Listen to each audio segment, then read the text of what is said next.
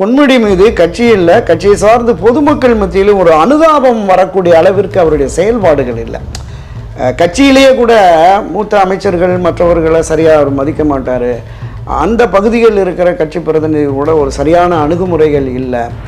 இந்த இலவச பஸ் பயணம் அது பொதுமக்கள் மத்தியில், அதுவும் குறிப்பாக பெண்கள் மத்தியில் எப்படி வர்றீங்க, ஓசி தானே, ஓசி ஓசி என்ற அந்த உடல் மொழி அது ஒரு பெரிய பாதிப்பை ஏற்படுத்துது. அதே மாதிரி ஒரு கூட்டத்தில் தலித் பஞ்சாயத்து தலைவரை வச்சுட்டு அவருடைய சமுதாய பெயரை சொல்லி உனக்கெல்லாம் வாய்ப்பு கொடுத்துருக்கோம் அப்படிங்கிற மாதிரி. ஓகே சார், இப்போது தமிழ்நாட்டில் ஆளுங்கட்சியில் இருக்கக்கூடிய ஒரு மினிஸ்டர் இப்போ சிறைக்கு போகிறாரு அப்படின்ற ஒரு விஷயம் மற்ற ஸ்டேட் பொலிட்டீஷியன்ஸ் மத்தியிலையும் மற்ற ஸ்டேட்ஸில் இருக்கக்கூடிய மக்கள் மத்தியிலையும் என்ன மாதிரியான ஒரு இம்பாக்டை கிரியேட் பண்ணும்? இப்போது டெல்லியில் அவருடைய ஆம் ஆத்மி கட்சி சார்பாக இருந்த 2 அமைச்சர்கள்லாம் சிறைக்கு போயிருக்காங்க. பெரிய அளவில் தாக்கம் இல்லை. ஆனால் இது தேசிய அளவில் ஒரு பெரிய தாக்கத்தை ஏற்படுத்தும். ஏன்னா இந்த INDA அணின்னு ஒரு அணி, ஒரு 28 அரசியல் கட்சிகள் சேர்ந்து பாரதிய ஜனதா கட்சிக்கு எதிராக இருக்கிறாங்க. இந்த கட்டமைப்பில் முக்கிய பொறுப்பு வாய்ந்த கட்சியாக திராவிட முன்னேற்ற கழகம் தான் பார்க்கப்படுகிறது. இந்த திராவிட முன்னேற்ற கழகத்தினுடைய அந்த ஐடென்டி, அதனுடைய அடையாளத்தை பிரதானப்படுத்தி தான் போகணும். இப்போ இல்லை, இதற்கு முன்னவும் திமுக லஞ்ச ஊழலற்ற ஒரு நேர்மையான நிர்வாகத்தை தர முடியவில்லை அப்படிங்கிறதான் பொன்முடி வழக்கில் நமக்கு பார்த்தோம். ஏன்னா ப்ரிவென்ஷன் ஆஃப் கரப்ஷன் ஆக்ட் அப்படி அந்த ஒரு கேஸ்குள்ளே வந்துட்டா தப்பிக்க முடியாது அப்படின்றது சொல்கிறீங்க. ஆனால் இங்கே என்ன சந்தேகம் வரும்னா, தொடர்ந்து ஆட்சியில் இருக்க ஒரு கட்சி அதோட மினிஸ்டர்ஸை தொடர்ந்து இழக்கிறது திராவிட முன்னேற்ற கழகம் பிஜேபியோட ஒரு ப்ராப்பரான ஒரு ரிலேஷன்ஷிப்பில் இல்லாததுனால தான், அவங்களுக்கு பணிஞ்சு போகாததுனால தான் இதெல்லாம் நடக்குது அப்படின்னு சொல்லி நீங்கள் சொன்ன மாதிரி வருமானத்திற்கு அதிகமான சொத்து குவிப்பு வழக்கு அப்படின்னு நம்ம போட ஆரம்பித்தோம்னா லட்சக்கணக்கானோர் மாட்டுவான். ஒரு சரியான வழக்கறிஞரை, திறமையான ஆடிட்டரை வச்சு கணக்கு வழக்கு பார்த்தாங்க அப்படின்னு சொன்னால் பல பேர் தப்பிச்சு போடுறாங்க. அதில் தான் தப்பிச்சுட்டு இருக்காங்க.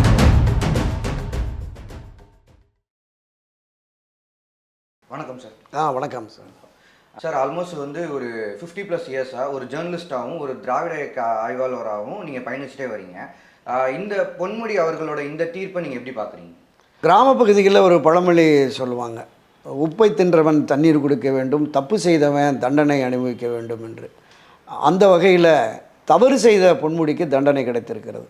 உயர்நீதிமன்றமானாலும் சரி, உச்சநீதிமன்றமானாலும் சரி, அரசியல் பொது வாழ்வில் ஈடுபடுபவர்களில் ஒரு குறைந்தபட்ச நேர்மை ஒழுக்கம் இருக்கணும். அவர்கள் இது போன்ற வருமானத்திற்கு அதிகமாக சொத்து குவிக்கக்கூடாது, மக்களுடைய வரிப்பணத்திலிருந்து அல்லது அரசனுடைய பணத்திலிருந்து கையூட்டு பெற்று கோடிக்கணக்கிலே குவிக்கக்கூடாது என்பதற்கான ஒரு முன்முயற்சியாகவே இதை நம்ம பார்க்குறோம். பல காலகட்டங்களில் இது மாதிரி தவறு செய்தவர்களுக்கு உயர்நீதிமன்றம் தண்டனை வழங்கி இருக்கிறது. இதே சொத்து குவிப்பு வழக்கு தான் 1991-96 காலகட்டத்தில் அன்றைக்கு கல்வி அமைச்சராக இருந்த பேராசிரியர் பொன்னுசாமி அவர்கள் இதே போல் 31 லட்சம் ரூபாய் வருமானத்திற்கு அதிகமாக சொத்து குவிப்பு வழக்கு. அந்த வழக்கில் உயர்நீதிமன்றம் 3 ஆண்டு சிறை தண்டனை வழங்குது. அவர் உடனடியாக அப்பீலுக்கு உச்சநீதிமன்றம் போகிறாரு. உச்சநீதிமன்றம் 1 வார காலத்திலேயே அந்த தீர்ப்பை உறுதிப்படுத்தப்பட்டு வேலூர் சிறையில் அடைக்கப்பட்டார். இந்த வருமானத்திற்கு அதிகமாக சொத்து குவிப்பு என்று வருகிற பொழுது எந்த ஒரு பிரமுகரும் தண்டனையிலிருந்து தப்ப முடியாது என்பதற்கு பல உதாரணங்கள். ஏற்கனவே மறைந்த முன்னாள் முதலமைச்சர் செல்வி ஜெயலலிதா அவர்கள் கிட்டத்தட்ட 14 ஆண்டுகள் பல முறை வாய்தா வாங்கி இந்த சொத்து குவிப்பு வழக்கிலிருந்து அவரால் தப்பிக்க முடியாமல் சிறை தண்டனை அனுபவித்தார். அவரை சார்ந்தவர்களும் சிறை தண்டனை அனுபவித்தார்கள் என்பது வரலாறு. இப்போ இந்த வகையில் திரு பொன்முடி அவர்கள் இப்பொழுது அவங்களுக்கு தலா 3 ஆண்டு சிறை தண்டனையும் தலா 50 லட்சம் ரூபாய் அபராதமும் விதிக்கப்பட்டிருக்கிறது. இவர்கள் உச்சநீதிமன்றம் சென்றாலும் 100% இதிலிருந்து விடுதலை பெறுவதற்கு வாய்ப்பில்லை. என்ன காரணம்னா, உயர்நீதிமன்ற நீதியரசர் ஜெயச்சந்திரன் தன்னுடைய தீர்ப்பில் தெளிவாக சொல்லியிருக்கிறார். கீழமை நீதிமன்றம் செய்த அந்த அணுகுமுறைகள் என்பது, அந்த ஆவணங்களை பரிசீலித்த முறை என்பது, தீர்ப்பு எழுதிய முறை என்பது முற்றிலும் தவறானது. ஒன்று கடுமையான விமர்சனத்தை முன்வைத்திருக்கிறார். ஒரு கீழமை நீதிமன்றத்தினுடைய நீதி பரிபாலனம் என்பது தவறானது என்பதால் உயர்நீதிமன்றம் இதை எடுத்து விசாரித்து இந்த தண்டனையை வழங்கி இருக்கிறது. இப்போ இதை தாண்டி உச்சநீதிமன்றம் போகிற பொழுது உச்சநீதிமன்றம் இதிலே பரிசீலிப்பதற்கோ விடுதலை செய்வதற்கோ 100% வாய்ப்பில்லை அப்படின்னு தான் பார்க்குறேன். பொன்முடி அவர்கள் பல காலமாக டிஎம்கேல பயணிச்சுட்டு வர்றாரு. அவர் கிட்டத்தட்ட கலைஞரோட குட் புக்லேயும் அவர் இருந்தார். அதுக்கப்புறம் இன்னைக்கு ஸ்டாலின் அவர்களோட கவர்மெண்ட்டையும் வந்து ரொம்ப முக்கியமான ஒரு மினிஸ்ட்ரியை கையில் வச்சு ரன் பண்ணிட்டு இருக்காரு. அப்படி இருக்கும்போது இப்போ இந்த மாதிரி ஒரு இக்கட்டான சூழ்நிலையில் இவர் இருக்காரு அப்படின்றப்போ முதல்வர் ஸ்டாலின் அவர்கள் சைட்ல இருந்தோ இல்லை கட்சி மறைமுகமாக கட்சி சைட்ல இருந்தோ ஏதாவது ஒரு சப்போர்ட் கொடுத்துருப்பாங்களா இந்த கேஸில் அவருக்கு? இல்லை இல்லை, அதாவது லஞ்ச ஒழிப்புத்துறை போட்ட வழக்கு, அதில் வந்து கீழமை நீதிமன்றம் விடுவிச்சிருச்சு. விடுவித்த அவருக்கு திரும்ப எதுவும் வராது அப்படிங்கிற மாதிரி தான் எல்லோருமே நினச்சிட்டு இருந்தாங்க. ஆனால் திடீரென்று உயர்நீதிமன்றம் அதை எடுத்து தண்டனை வழங்கிருச்சு. இதில் அரசியல் ரீதியாக எந்த விதமான அழுத்தமும் கொடுக்க முடியாது. ஆமாம், அரசியல் இனிமேல் கொடுக்க முடியாது. பல கட்டங்களில் இந்த மாதிரி தீர்ப்பு வர்ற பொழுது திரு கருணாநிதியை விமர்சிக்கிறார். இது வந்து வழங்கப்பட்ட தீர்ப்பா வாங்கப்பட்ட தீர்ப்பா அப்படிங்கிற மாதிரியெல்லாம். மற்ற வழக்குகளில் அது இருந்தாலும் கூட இந்த வழக்கை பொறுத்தளவில் இதில் இவங்க பண்ணவே முடியாது. உச்சநீதிமன்றம் போனாலும் அங்கே லாபி பண்ணி வந்துடுவாங்க அப்படிங்கிற மாதிரி ஒரு சிலர் கருத்து சொல்கிறாங்க. என்னால் அதுவுமே ஏற்க முடியாது. நிச்சயமாக வந்துடுவாங்க. திராவிட முன்னேற்றக் கழகம் அவரை வந்து அந்த மாவட்ட கழக செயலாளர் பொறுப்பில் இருக்கிறார்.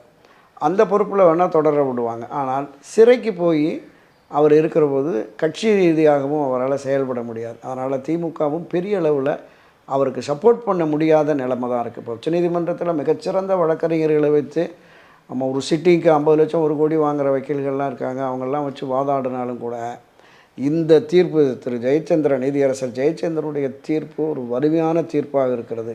இதை தாண்டி விடுவிப்பதற்கான வாய்ப்பே இல்லைங்கிறது தான் 100% என்னுடைய பார்வையாக இருக்கிறது. இது திமுகவும் வேற ஒன்றும் பெரிய அளவில் பண்ண முடியாது. இப்போ செந்தில் பாலாஜி சிறைக்கு போனார். அவர் மன வருத்தப்படக்கூடாதுங்கிறதுக்காக இலாகா இல்லாத அமைச்சராக அவரை தொடர விடுறாங்க. இந்த வழக்கை பொறுத்தளவில் நான் சொன்ன மாதிரி அந்த மக்கள் பிரதிநிதித்துவ சட்டம் 8(1) படி குற்றவாளி என்று அறிவித்து விட்டாலே அவருக்கு பதவி போயிடணும். அவங்க எங்கேயும் வைக்க முடியாது. இப்போது சட்டமன்ற உறுப்பினரும் போயிட்டு அவருக்கு அங்கே இடைத்தேர்தல் நடந்து இன்னொருத்தர் தேர்ந்தெடுத்து வர்றபோது அங்கே இவருடைய பிரதிநிதிகளாக இவர் சொல்கிற ஒருத்தரை அங்கே போட்டு, இவருடைய உறவினரை யாரோ போட்டு பொன்முடிக்காக அவரை அமைச்சராக்கலாம் செய்யலாம் அப்படிங்கிற மாதிரி ஏதாவது ஒரு ஆறுதலுக்காக சொல்லலாம். பொன்முடி மீது கட்சியில் கட்சியை சார்ந்து பொதுமக்கள் மத்தியிலும் ஒரு அனுதாபம் வரக்கூடிய அளவிற்கு அவருடைய செயல்பாடுகள் இல்லை. கட்சியிலேயே கூட மூத்த அமைச்சர்கள் மற்றவர்களை சரியாக அவர் மதிக்க மாட்டார். அந்த பகுதிகளில் இருக்கிற கட்சி பிரதிநிதிகள் கூட ஒரு சரியான அணுகுமுறைகள் இல்லை. அதை தாண்டி பொதுவெளிகளில் ஒரு அமைச்சராக இருக்கிறவர் பொதுவெளிகளில் அவருடைய அணுகுமுறை பேச்சு என்பது மக்கள் மத்தியில் ஒரு பெரிய அதிருப்தியை உருவாக்கி, உதாரணத்துக்கு இந்த இலவச பஸ் பயணம் அது பொதுமக்கள் மத்தியில், அதுவும் குறிப்பாக பெண்கள் மத்தியில் எப்படி வர்றீங்க, ஓசி தானே, ஓசி என்று அந்த உடல் மொழி அது வந்து ஒரு பெரிய பாதிப்பை ஏற்படுத்துது. அதே மாதிரி ஒரு கூட்டத்தில் தலித் பஞ்சாயத்து தலைவரை வச்சுட்டு அவருடைய சமுதாய பெயரை சொல்லி உனக்கெல்லாம் வாய்ப்பு கொடுத்துருக்கோம் அப்படிங்கிற மாதிரிலாம் சொன்ன இந்த அணுகுமுறைகள் இது வந்து ஒரு அரசியல் பொது வாழ்வில் இருப்பவர்களுக்கு ஒரு சரியான அணுகுமுறை இல்லை. ஒரு மூத்த அமைச்சர் மூத்தவராக இருந்து அவர் நடைபெற்ற அந்த முறை என்பது ஒரு சிறை தண்டனை கிடைத்த பிறகு கூட அவர் மேலே அனுதாபம் வருவதற்கான வாய்ப்பில்லாத சூழலை உருவாக்கிட்டார் அப்படின்னு தான் நான் பார்க்குறேன். ஓகே சார், இப்போது தமிழ்நாட்டில் ஆளுங்கட்சியில் இருக்கக்கூடிய ஒரு மினிஸ்டர் வந்து இப்போ சிறைக்கு போகிறாரு அப்படின்ற ஒரு விஷயம் வந்து மற்ற ஸ்டேட் பொலிட்டீஷியன்ஸ் மத்தியிலையும் மற்ற ஸ்டேட்ஸில் இருக்கக்கூடிய மக்கள் மத்தியிலையும் என்ன மாதிரியான ஒரு இம்பேக்டை கிரியேட் பண்ணும்? இப்போ ஒட்டுமொத்த இந்திய தேசத்திலையும் தமிழ்நாடு அரசியல், தமிழ்நாட்டினுடைய ஆட்சி முறையின் மீது ஒரு பெரிய பார்வை இருக்குது. ஒரு பெரிய அழுத்தம் தாக்கம் நிச்சயமாக காலங்காலமாக இருக்கிறது. அந்த அடிப்படையில் இப்போது டெல்லியில் அவருடைய ஆம் ஆத்மி கட்சி சார்பாக இருந்த 2 அமைச்சர்கள்லாம் சிறைக்கு போயிருக்காங்க. பெரிய அளவில் தாக்கம் இல்லை. ஆனால் இது தேசிய அளவில் ஒரு பெரிய தாக்கத்தை ஏற்படுத்தும். ஏன்னா இந்த INDA அணின்னு ஒரு 28 அரசியல் கட்சிகள் சேர்ந்து பாரதிய ஜனதா கட்சிக்கு எதிராக இருக்கிறாங்க. இந்த கட்டமைப்பில் முக்கிய பொறுப்பு வாய்ந்த கட்சியாக திராவிட முன்னேற்ற கழகம் தான் பார்க்கப்படுகிறது. இந்த திராவிட முன்னேற்ற கழகத்தினுடைய அந்த ஐடென்டிட்டி அதனுடைய அடையாளத்தை பிரதானப்படுத்தி தான் போகணும். அதில் ஒரு மிகப்பெரிய இடையூறை அமைச்சர் உதயநிதி ஏற்படுத்திட்டார். அந்த சனாதனத்தை ஒழிப்போம் அப்படிங்கிறது அது வந்து வட மாநிலங்களில் சனாதனம் இந்துத்துவா என்பது அங்கே 100க்கு 100 அந்த மக்களிடம் பிரபலமான ஒன்று. இப்போ கடந்த தேர்தலில் மத்திய பிரதேச, ராஜஸ்தான், சத்தீஸ்கரில் கூட பாஜக வென்றதற்கு காரணம் கூட அதுவும் ஒரு காரணம். ஏன்னா அங்கே இந்த சனாதனத்தை ஒழிக்கும் திராவிட முன்னேற்ற கழகத்தோடு காங்கிரஸ் கைஸ் கொடுத்துருக்கிறது. இந்த காங்கிரஸுக்கு நீங்கள் வாக்களிப்பிருக்கலாம் அப்படின்னு பிரச்சாரம் பண்ணிட்டாங்க. இப்போ அது ஒரு பெரிய பின்னடைவை ஏற்படுத்திட்டு அங்கேயே INDA அணியில் இன்னும் குழப்பங்கள் இருக்குது. இந்த குழப்பமான சூழலில் ஒரு ஆட்சி அதிகாரத்தில் இருந்த மூத்த அமைச்சர் ஒருவர் கைது செய்து சிறைக்கு சென்றிருக்கிறார்கள் போது அந்த கூட்டணிக்கு ஒரு பின்னடைவு வரும் என்கிற எண்ணமும் உணர்வும் மற்ற அரசியல் கட்சிகளுக்கு வந்தால் அவங்க இவங்களை புறக்கணிக்கணும் அப்படிங்கிற மாதிரியான ஒரு உணர்வு ஏற்பட்டுரும் அப்படின்னு நான் கருதுறேன். இப்போ இந்திய கூட்டணியில் இது ஒரு பிரச்சனையை பின்னடைவை நிச்சயம் ஏற்படுத்தும், மீண்டும் ஒரு பின்னடைவு தான் நிச்சயமாக ஏற்படுத்தும் அப்படிங்கிற மாதிரி. ப்ரிவென்ஷன் ஆஃப் கரப்ஷன் ஆக்ட் அப்படி அந்த ஒரு கேஸ்குள்ளே வந்துட்டா தப்பிக்க முடியாது அப்படின்றத சொல்கிறீங்க. ஆனால் இங்கே என்ன சந்தேகம் வரும்னா, தொடர்ந்து ஆட்சியில் இருக்க ஒரு கட்சி அதோட மினிஸ்டர்ஸை தொடர்ந்து இழக்கிறது திராவிட முன்னேற்ற கழகம் பிஜேபியோட ஒரு ப்ராப்பரான ஒரு ரிலேஷன்ஷிப்பில் இல்லாததுனால தான், அவங்களுக்கு பணிஞ்சு போகாததுனால தான் இதெல்லாம் நடக்குது அப்படின்னு சொல்லி ஒரு சைடு தரப்பினரும் சொல்கிறாங்களே சார். மத்தியில் யார் ஆட்சியில் இருந்தாலும், காங்கிரஸ் ஆட்சியில் இருந்தாலும் சரி, பாஜக ஆட்சியில் இருந்தாலும் சரி, அந்த ஆட்சியாளர்கள் தங்களுடைய பவரை பயன்படுத்தி அமலாக்கத்துறையை, சிபிஐயை எதிர்க்கட்சிகளை பழிவாங்குவதற்காக பயன்படுத்துகிறார்கள்ங்கிற குற்றச்சாட்டு இருக்குது. அது காங்கிரஸ் ஆட்சி காலத்திலையும் அந்த மாதிரி எதிர்க்கட்சிகள் குற்றச்சாட்டு, இப்போ பாரதிய ஜனதா கட்சி ஆட்சியிலுமே அது போன்ற குற்றச்சாட்டுகளை நிச்சயமாக பண்ணுறாங்க. அவர்கள் பாரபட்சமாக இருக்கிறாங்க, திமுகவை பழிவாங்குகிறார்கள். நான் என்ன கேட்குறேன்னா, பழிவாங்கும் நடவடிக்கைன்னா ஒரு நேர்மையாளன், எந்த தவறும் செய்யாதவன், அவனை நீங்கள் பழிவாங்குறீங்க அப்படின்னு சொல்லலாம். அமலாக்கத்துறை போகிற போது ஆவணங்கள் கைப்பற்றுறாங்க, கோடிக்கணக்கான ரூபாய்க்கான ஆவணங்கள் கைப்பற்றுறாங்க. அதிலிருந்து கிடைக்கிற தகவல்களின் அடிப்படையில் அவங்க எங்கெல்லாம் முதலீடு செய்திருக்கிறார்கள், எப்படி பணப்பரிவர்த்தனை நடக்குது, இது எல்லாமே பார்த்து தான் வர்றாங்க. அப்போ அதை எப்படி பழிவாங்கும் நடவடிக்கை? அமலாக்கத்துறை என்பது சுயமாக செயல்படுது, சிபிஐ சுயமாக செயல்படுது. தங்களுக்கு வருகிற புகார்களின் அடிப்படையில், எதிர்க்கட்சி ஆளுங்கட்சி இல்லை, ஆளுங்கட்சி சார்பானவர்கள் மீது கூட நடவடிக்கை எடுத்திருக்கு. இதை தாண்டி பல நிறுவனங்கள் மேலேயும் நடவடிக்கை எடுத்து வர்றாங்க. இதை சார் அதான் சார் கேட்குறேன். அந்த புகார்கள் நீங்கள் பார்த்தீங்கன்னா தொடர்ந்து திமுக மினிஸ்டர்ஸ் மேலேயே தானே பாயுது. இன்னும் நிறையா பேர் இதில் சிக்கிறதுக்கான வாய்ப்புகள் அதிகமாக இருக்குல்ல. நான் சொல்கிறேன், நான் தொடக்கத்தில் சொன்னேன்ல, ஒரு சரியான வழக்கறிஞரை, திறமையான ஆடிட்டரை வச்சு கணக்கு வழக்கு பார்த்தாங்க அப்படின்னு சொன்னால் பல பேர் தப்பிச்சு போடுறாங்க. அதில் தான் தப்பிச்சுக்கிட்டு இருக்காங்க. நீங்கள் சொன்ன மாதிரி வருமானத்திற்கு அதிகமான சொத்து குவிப்பு வழக்கு அப்படின்னு நம்ம போட ஆரம்பித்தோம்னா லட்சக்கணக்கானோர் மாட்டுவான் எல்லா மாநிலத்திலையும். இங்கே இருக்கிற நம்ம சாதாரண பார்ப்போம், ஒரு கவுன்சிலரை பார்ப்போம், அவர் கவுன்சிலராக முன்னாடி சைக்கிளில் போயிட்டுருப்பார். கவுன்சிலர் ஆன 6 மாதத்தில் ஒரு புது கார் வாங்கிடுவார், 1 வருஷத்தில் ஒரு 2-3 மாடி வீடு கட்டிடுவார். அது எல்லாமே வருமானத்திற்கு அதிகமான சொத்து தானே. அப்போ அவர்களுடைய புகார்கள் அடிப்படையில் அவங்க எந்த வகையில் அவங்களுக்கு சொத்து வந்தது என்ன அப்படிங்கிற மாதிரி போகிற போது தான் அந்த விசாரணை வரும். நம்ம பொதுமக்களுமே அது அதிகமாக புகார்கள் கொடுக்கறதில்ல. இப்போ இந்த புகார்களை பொறுத்தளவில் சாதாரண நிலையில் இருக்கிறவர்களிலிருந்து அரசியல் பொது வாழ்வில் இருக்கிற அமைச்சர்களாகட்டும் மற்றவர்களாகட்டும் ஒரு குறைந்தபட்ச நேர்மையோடு இருக்கணும் அப்படிங்கிறதுக்காக இந்த தண்டனை வழங்கப்பட்டிருக்கிறது. புகார்கள் வருகிற பொழுது பாரபட்சம் இல்லாமல் எல்லா துறையும், அமலாக்கத்துறையோ லஞ்ச ஒழிப்புத்துறையோ அதை விசாரித்து யாராக இருந்தாலும் அரசியல் பாரபட்சம் இல்லாமல் அப்படி நடவடிக்கை எடுக்கணுங்கிறதான் பொதுமக்களினுடைய நிச்சயமாக பார்வையாக இருக்கிறது. அதை எந்த அரசாங்கம் வந்தாலும் அதில் உறுதியாக இருக்கணும். நீதித்துறையும் இதே போன்ற ஒரு கடுமையான நடவடிக்கை எடுக்கணுங்கிறதா மக்களினுடைய விருப்பம். பிஃபோர் ஜட்மெண்ட் என்ன சொன்னாங்கன்னா, பொன்முடி அவர்கள் சைடு இருக்கக்கூடிய வழக்கறிஞர் அவரோட உடல் நலனை கருத்தில் கொள்ள வேண்டும் அப்படின்னு சொல்லியிருந்தாரு. ஜட்மெண்ட்டை பார்க்கும்போது உங்களுக்கு எப்படி சார் தெரியுது? அவரோட ஹெல்த் இஷ்யூஸு, ஏஜ் ஃபேக்டர்ஸ் இதெல்லாம் கன்சிடர் பண்ணியிருக்காங்களா? இல்லை, இப்போ இந்த தண்டனையை அறிவித்த உடனே அடுத்த நிமிடமே அவர் கைது செய்யப்பட்டு சிறையிலே அடைக்கப்பட வேண்டும். ஆனால் இந்த 30 நாட்கள் தண்டனை நிறுத்தி வைத்து மேல்முறையீடுக்கு வாய்ப்பு கொடுத்தது என்பதே நிச்சயமாக ஒரு கன்சிடரேஷன் பண்ணியிருக்காங்க அப்படின்னு தான் பார்க்குறேன். ஆனால் உச்சநீதிமன்றத்தில் இது மாதிரி ஒரு தீர்ப்பு வந்தது. என்னுடைய நினைவு சரியாக இருந்தால் சவுதாலான்னு நினைக்கிறேன், அவர் ஒரு அமைச்சர் பொறுப்பில் இருந்த சவுதாலா, அவர் 86 வயதில் சிறை தண்டனை, வயது கருதி சிறை தண்டனையை குறைக்கணும் அப்படின்னு கேட்டுக்கிட்ட பொழுது உச்சநீதிமன்றத்தில் என்ன சொன்னாங்கன்னா, குற்ற செயலில் அதனுடைய தன்மையை பொறுத்து தான் நீதிமன்றம் நீதி வழங்கும், இதில் வயதை கருத மாட்டோம் அப்படிங்கிற மாதிரி தான் சொன்னாங்க. இதே பிரேயரை நீங்கள் உச்சநீதிமன்றத்தில் போய் உடல்நலம் கருதி அல்லது மருத்துவ காரணங்களால் அப்படி போகிற போது நிச்சயமாக உச்சநீதிமன்றம் அதை அனுமதிக்காது அப்படின்றது தான் குற்றச் செயலின் தன்மை. குற்றம் நிரூபிக்கப்பட்டிருக்கிறது அப்படிங்கிறதுனால இந்த தண்டனையமா இல்லை சார். அதாவது இவர் குற்றவாளி அப்படின்றதுல எந்த மாற்றமும் கிடையாது. இதுக்கப்புறம் உச்சநீதிமன்றம் போனாலும் எந்த மாற்றமும் அதில் ஏற்பட போகிறது இல்லைன்னு சொல்லியிருக்கீங்க. நான் என்ன கேட்குறேன்னா, அந்த 3 வருஷம் சிறை தண்டனை அப்படின்றது குறைக்கப்பட ஏதாவது வாய்ப்பு இருக்கா? இல்லை, தண்டனை குறைப்பு என்பது வாய்ப்பு குறைவு. ஏன்னா 2 ஆண்டுகளிலிருந்து 7 ஆண்டு, இந்த குற்றச் செயலுக்கு 2 ஆண்டுகளிலிருந்து 7 ஆண்டுகள் வரை தண்டனை வழங்கலாம் அப்படின்னு சொல்லி, அதில் இப்போ ஒரு நடுநிலையாக ஒரு 3 ஆண்டுகள் சிறை தண்டனை, 50 லட்சம் ரூபாய் அபராதம் விதித்திருக்கிறாரு அப்படிங்கிற மாதிரி தான் நம்ம பார்க்குறோம். இதில் தண்டனை குறைப்பு என்று வந்தாலும் கூட இவர் மீண்டும் சட்டமன்ற உறுப்பினராகவோ அல்லது அமைச்சராகவோ தொடர முடியாது. அதை தாண்டி இந்த தண்டனை காலம் முடிந்து ஒரு 6 ஆண்டுகள் அவர் எந்த தேர்தலையுமே நிற்க முடியாது. ஒரு அரசியல் பொது வாழ்வில் அவர் திரும்ப வருவதற்கான வாய்ப்பு என்பது மிக மிக குறைவு.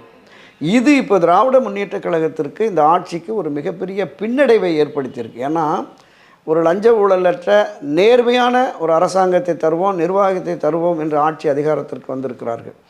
இப்போ இல்லை, இதற்கு முன்னவும் திமுக லஞ்ச ஊழலற்ற ஒரு நேர்மையான நிர்வாகத்தை தர முடியவில்லை அப்படிங்கிறதான் பொன்முடி வழக்கில் நமக்கு பார்த்தோம். ஏன்னா இவர் 2006 2011 காலகட்டத்தில் திமுக அமைச்சரவையில் இதே உயர்கல்வி பொறுப்பும் மைன்ஸும் வச்சுருந்தாருன்னு நினைக்கிறேன். அப்போ தான் இந்த தவறுகள் நடந்திருக்கு. ஆக அந்த தவறுகளை காட்டிலும் இந்த 2.5 ஆண்டுகளில் கூடுதலான தவறுகள் நடைபெறுகிறதுங்கிறத நாம் பார்க்குறோம். வலைத்தளங்கள் மூலமாகவும் புகார்கள் மூலமாகவும் அமலாக்கத்துறை சிபிஐனுடைய விசாரணை, ஐடி விசாரணை, இதன் மூலமாக இப்போதும் தவறுகள் நடைபெறுகிறது. அவர்களுடைய வருமானத்திற்கு அதிகமான சொத்துக்களை கோடிக்கணக்கில் குவிக்கிறார்கள் அப்படின்னு வருது. அதுக்கு ஒரு உதாரணம் என்னன்னு கேட்டிங்கன்னா, இந்த சட்டமன்றத்தில் இந்த அமைச்சரவையில் நிதி அமைச்சராக இருந்த மரியாதைக்குரிய பழனிவேல் தியாகராஜனே ஒரு ஆடியோ ஒன்று வந்தது. ஏறத்தாழ 30,000 கோடி ரூபாய் அளவிற்கு அந்த கருணாநிதியினுடைய, ஸ்டாலினுடைய குடும்பத்தினருக்கு வந்திருக்கு. இதெல்லாம் எப்படி கணக்கு வழக்கு காட்ட போகிறாங்க அப்படின்னு தெரியலை அப்படின்னு ஒரு பதைபதைப்போட ஒரு விஷயம் வந்தார். அது அமுக்கப்பட்டிருக்கிறது. இதே போல் இந்த மணல் குவாரி ஆகட்டும், இந்த டாஸ்மாக் விஷயமாகட்டும், பல 100 கோடி ரூபாய்கள் பரிமாற்றங்கள் இருக்கிறது அப்படின்னா, இது எல்லாமே விசாரணை வருகிற போது அடுத்தடுத்து பல அமைச்சர்கள், கட்சியினுடைய நிர்வாகிகள் சிறைக்கு செல்வதற்கான வாய்ப்பு கூடுதலாக இருக்கிறதா தான் நான் பார்க்குறேன். ஓகே, இப்போ அப்போ அடுத்து யார் சார்? துரைமுருகன் மேலே வழக்கு இருக்குது, கேகேஎஸ் சார் மேலே இருக்குது, தங்கம் தென்னரசு, அந்த சுமோட்டோவாக எடுத்தாங்கல்ல, இந்த ஒரே மாதிரியாக இந்த நீதிபதி கிழமை நீதிமன்றங்களில் விடுவிக்கப்பட்ட அந்த அமைச்சர்கள் என்பதனுடைய தீர்ப்பு என்பது ஒரே பேட்டர்னில் இருக்குது அப்படின்னு தான் இப்போ நீதியரசர் சொன்னார். ஆனந்த் வெங்கடேசன் சொன்னார், இவருங்குமே சொல்லியிருக்கிறாங்க. இப்போ அடுத்தடுத்து வருகிற பொழுது அந்த வழக்குகள் விசாரணைக்கு வருகிற பொழுது நிச்சயமாக அவர்களுக்கும் தண்டனை உறுதி. ஏன்னா அங்கே வழங்கின தவறான தீர்ப்பு என்பது அவர்கள் வருமானத்திற்கு அதிகமாக சொத்து குவிப்பதற்கான ஆவணங்களை அன்றைய தினம் இருந்த லஞ்ச ஒழிப்பு போலீஸார் அவங்க போட்டிருக்காங்க. அதில் சரியான சாட்சியங்கள், சரியான ஆவணங்களை கொடுத்துருக்கிறதுனால அந்த விடுதலை என்பதும் ஏற்க முடியாது என்று அடுத்தடுத்து வருகிற பொழுது நிச்சயமாக அவர்களுக்கும் தண்டனை இருக்கும். தொடர்ந்து ஒரு 8-10 அமைச்சர்கள் சிறைக்கு செல்ல வேண்டிய ஒரு சூழல் வரும் அப்படிங்கிறது மாதிரி தான் நம்ம இதன் மூலமாக பார்க்குறோம். சரி, இப்போ அடுத்த கட்டமாக இப்போது கண்டிப்பாக வந்து எம்எல்ஏ வந்து அவரோட எம்எல்ஏ பதவிக்கான மாற்று ஆளுக்கு வந்து பை எலெக்ஷன் நடத்தி தேர்ந்தெடுப்பாங்க. இப்போ மினிஸ்ட்ரி வந்து யார்கிட்ட போகும்? இல்லை, இப்போ இன்னொரு புதிதாக ஒரு கையில் கொடுக்குறாங்களே. ஏன்னா செந்தில் பாலாஜி இலாக்காவை டாஸ்மாக முத்துசாமிகிட்டையும், இபியை வந்து நிதி அமைச்சராக இருந்த தங்கம் தென்னரசட்டையும் கொடுத்துட்டாங்க. அது மாதிரி பிரித்து கொடுக்குறார்களா அல்லது புதிய அமைச்சரை நியமிக்கிறார்களா? இன்றைக்கி நடக்கிற ஒரு 2 நாட்களில் தெரிஞ்சிடும். என்னுடைய கணிப்பு என்னென்னா, பள்ளி கல்வித்துறை அமைச்சராக இருக்கிற அன்பில் மகேஷ் பொய்யாமொழி அவர்கிட்டயே உயர்கல்வி, ஏன்னா முன்ன வந்து கல்வித்துறை என்பது ஒன்றாக தான் இருந்தது. கடந்த காலங்களில் செல்வி ஜெயலலிதா காலத்திலையும் சரி, கலைஞர் கருணாநிதி காலத்திலையும், அமரர் எம்ஜிஆர் காலத்திலையுமே கல்வித்துறை என்பது ஒன்றா தான் இருந்தது. அண்மை காலத்தில் தான் உயர்கல்வி பள்ளிக்கல்வின்னு சொல்லி பிரித்தாங்க. எனவே மீண்டும் பள்ளிக்கல்வியோடைய உயர்கல்வியும் கொடுத்துட்றாங்களா அல்லது புதிய அமைச்சர்களை நியமிக்கிறார்களா? இன்று 1-2 நாளில் அது தொடர்பாக வந்துடும். இப்போ இவர் குற்றவாளி என்று அறிவிக்கப்பட்டவுடனே அந்த தகவல் சட்டப்பேரவைக்கு போயிடும். சட்டப்பேரவை செயலகத்திலிருந்து இந்த திருக்கோவிலூர் தொகுதியில் தேர்ந்தெடுக்கப்பட்ட சட்டமன்ற உறுப்பினருடைய பதவி ரத்தாகிறது அப்படின்னு சொல்லி இவங்க எலெக்ஷன் கமிஷனுக்கு உடனே அறிவிச்சிருவாங்க. எலெக்ஷன் கமிஷன் வந்து அதை அக்செப்ட் பண்ணிட்டுனா 1 மாதமோ 2 மாதமோ 6 மாதத்திற்குள்ளே இடைத்தேர்தல் நடத்தணும். இப்போ 1-2 மாதங்களில் வேறு மாநிலங்களில் எங்கேயாவது இடைத்தேர்தல் நடைபெற வேண்டிய சூழல் இருந்ததுன்னா அதையோடு இணைத்து தமிழகத்திலேயும் ஒரு இடைத்தேர்தல் என்பதை எலெக்ஷன் கமிஷன் அது விரைவில் அறிவிக்கும் அப்படிங்கிற மாதிரி தான் நம்ம பார்க்குறோம். ஓகே சார், நம்ம நிறைவு பகுதிக்கு வந்துட்டோம். நிறைய மேற்கோள் காட்டி ரொம்ப கிளியராக எக்ஸ்பிளைன் பண்ணிங்க. ப்ளஸ் உங்கள் டைம் கொடுத்ததுக்கு ரொம்ப நன்றி. நன்றி. மீடியா கிராஸ் நேயர்களுக்கும் என்னுடைய நெஞ்சம் நிறைந்த பணிவான நன்றி, வாழ்த்துக்கள்.